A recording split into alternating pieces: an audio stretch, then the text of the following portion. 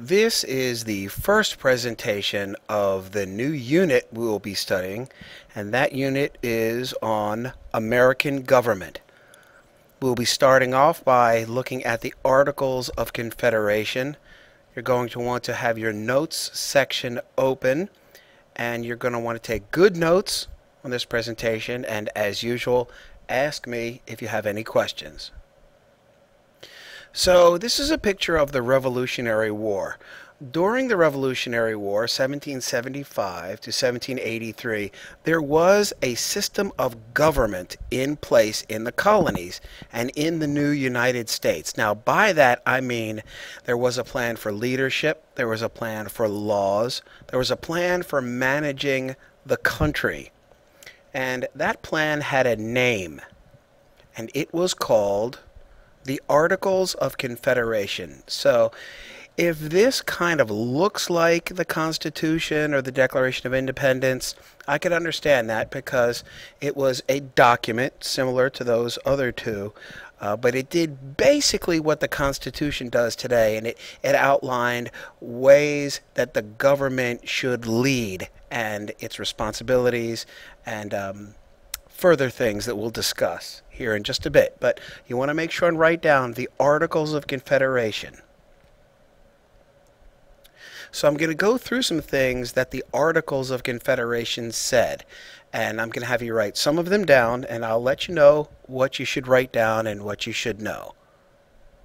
The main thing you need to know about the Articles of Confederation, and again, this document that said what the government was responsible for and what they could do during the American Revolution, the main point that the Articles of Confederation said is that it allowed the government to negotiate the Treaty of Paris of 1783. The Articles of Confederation gave the government in the United States the power to negotiate the treaty that ended the Revolutionary War. Going to definitely want to write that down. Make sure that you know that under the Articles of Confederation, the government negotiated the Treaty of Paris of 1783. Now, the Articles of Confederation said some other things that were important.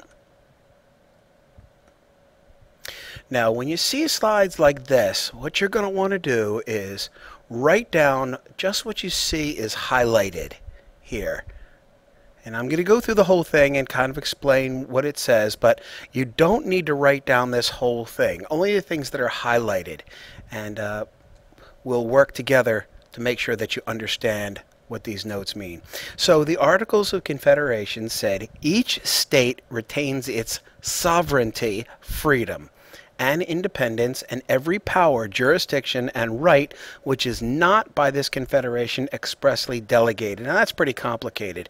Really what you need to know is that under the Articles of Confederation, this important document, each state retains its independence and power, which meant that Massachusetts kept its independence, and Pennsylvania had its independence, and Virginia had its independence, and each of those states could make laws within themselves.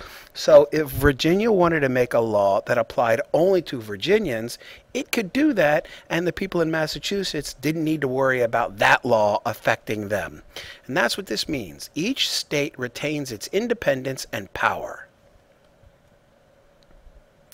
Another thing that the Articles of Confederation said was only the central government is allowed to conduct foreign relations and to declare war.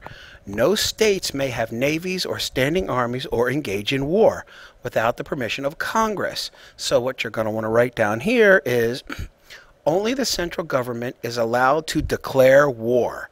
No states may engage in war.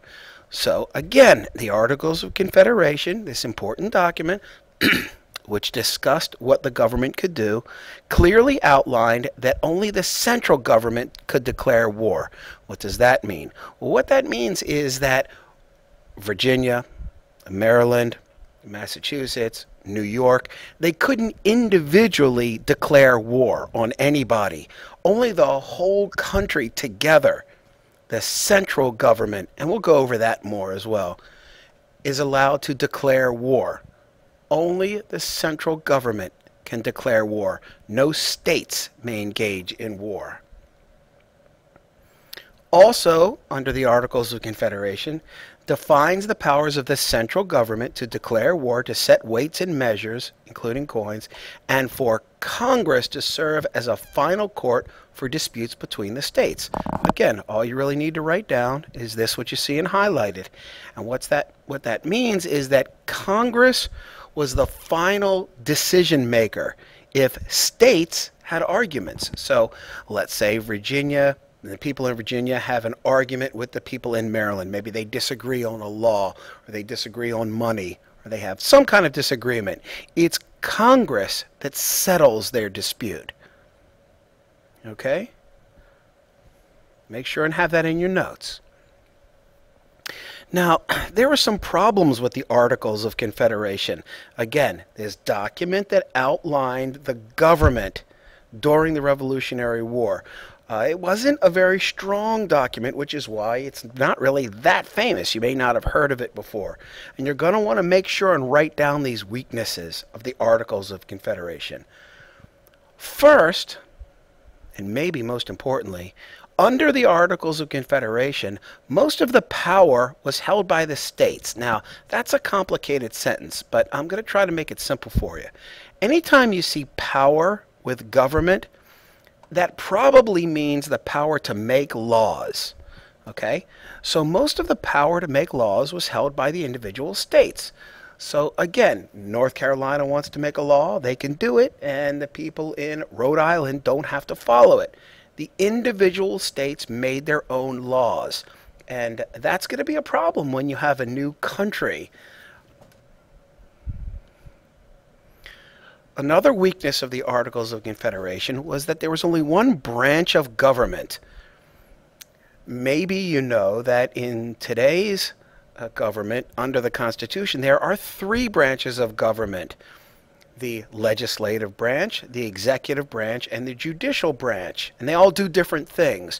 Well, under the Articles of Confederation, there's only one branch of government, the legislative branch. And when there's only one branch of government, who watches the watchers? So who is going to make sure that the legislative branch, the one branch of government under the Articles of Confederation, who's going to make sure that they're doing the right thing?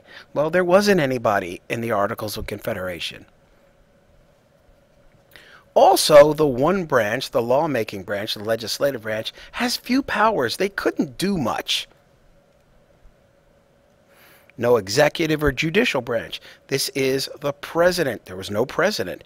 No Supreme Court, the judicial branch. It was just the legislative branch, and that was a weakness of the Articles of Confederation.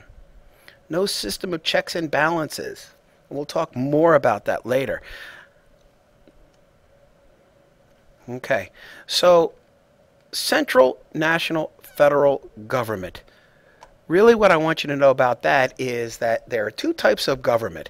There's state government and there's federal government. Central, national, federal government all means the same thing. State government is just what you would think. So let's see. The state government in Georgia can make laws that apply only to people that live in Georgia. State government in Pennsylvania makes laws that only applies to people in Pennsylvania. Same thing with Vermont, New Hampshire, all of the states in the entire country. The state governments make laws that apply only to that state, but the central or national or federal government, which operates out of Washington, D.C., the laws they make apply to all the states. Of course, after the Revolutionary War, the states really were just this. But the national, central, federal government makes laws that applies to all states. And that's very, very important. This is a political cartoon. You can see here, this is Congress. Bumper cars. And I want you to think about some questions within your group. 1, what do the bumper cars represent? 2, who are the people in the bumper cars? 3, what is the mood of the state delegates? These are the delegates. What's their mood? How can you tell? What symbolizes Congress? What is his role? And is Congress being successful? So at this point, I would like you to pause the video on this screen, and one person in your group take out a blank piece of paper and copy down all these questions, and then as a group I want you to discuss them and try to come up with good, complete answers. And have one person in the group write down those answers, and we'll share them out. Again, if you have any questions, please call me over and I will clarify.